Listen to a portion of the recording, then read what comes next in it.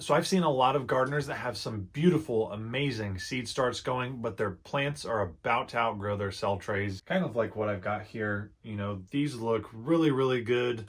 But they're to the point that they're about to outgrow these cell trays. And the weather outside isn't quite warm enough to put out a lot of your warm season vegetables like your peppers, tomatoes, that kind of thing. So in this video, I'm going to show you guys how to pot up your seed starts with something that you probably have laying around in your house. Let's go.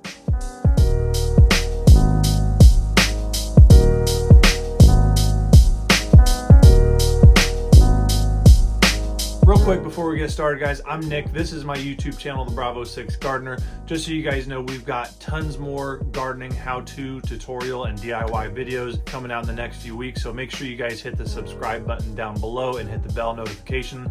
That way you guys get notified whenever we post videos and you can check them out. So guys, this is the double cup method. Now, obviously, I'm not the first person to use these to pot up their plants, but I see a lot of people not knowing whether to risk putting their plants out in the cold too early or to keep their plants in their cell trays where they're running out of room and running out of nutrients. So I figured I'd show you guys what we do with ours that need to stay inside just a little bit longer until the weather's ready for them. And guys, there's really not a lot to this. All you're gonna need is your red solo cups, at least 2 of them, some rocks, some seed starting mix or potting soil, and some scissors. Now, real quick, the whole reason for using 2 cups instead of 1, we're basically using that second cup as a drainage reservoir to catch the water that we're going to be watering the plant in this one with. Now, you don't want this plant just sitting in here when you water it. And you need the water to be able to drain out of the bottom of this cup. If you water this and just let the water sit down in the bottom, you're going to get what's called root rot. That's basically where water just sits on your roots.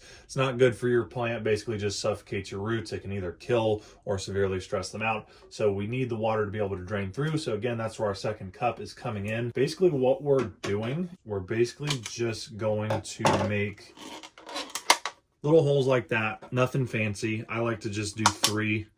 If you make 1 cut, you'll be able to pull it off as opposed to having to do 2 cuts, so it can go a little bit faster. And that's basically going to give us our drainage holes. And then we're going to go ahead and pot up our plants. I'm just going to do 1 for you guys so it can be a little bit quicker. And you can tell when you pull one of your plants out of your cell tray, if you've got roots that are starting to bind up a little bit like that, it's a good indication that the plant needs to be transplanted into a bigger container. This isn't hurting the plant per se at this point. If I were to let it go for probably another week or 2, this would get much more dense and we would probably start to notice some damage or stressing out on the leaves there. And we're basically just going to take our transplant, put it into the cup. When you're potting this up with soil, ideally you want to use a pre-moistened potting soil or seed starting mix to ensure that it's not losing a lot of its structure when you water it. And then our second cup, we're not going to put any holes in it. Again, that's going to be to catch our drainage water. And we're basically just going to put 1 rock down in there. You can use a few if you want to, but you only need 1 really.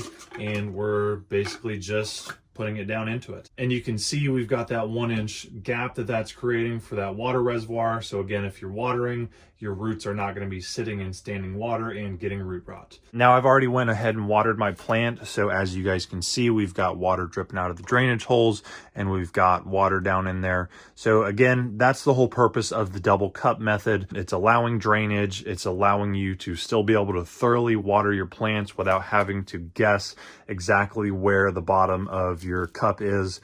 And it just takes a whole lot of stress out of watering your plants, makes it way easier.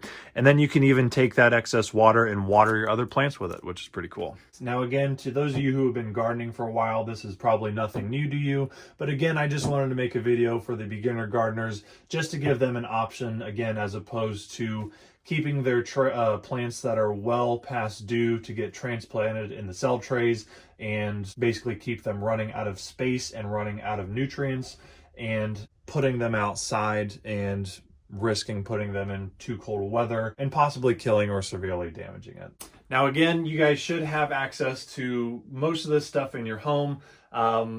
I suppose some of you guys may not have these laying around in the house.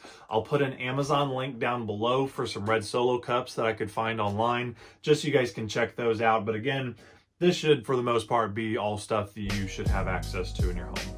Again, I'm Nick. This is my YouTube channel, The Bravo 6 Gardener. If you guys ended up enjoying this video, I would super appreciate a thumbs up. It'll help this video get out to more beginner gardeners. And again, we have lots more beginner gardening how-to tutorial and DIY videos coming here in the next few weeks. If you guys want to check those out, make sure you guys subscribe to my YouTube channel and hit the bell notification down below. That way you guys get notified whenever I post a video. Thank you guys again so much for watching. I hope you all learned something new. See you next time. Bye.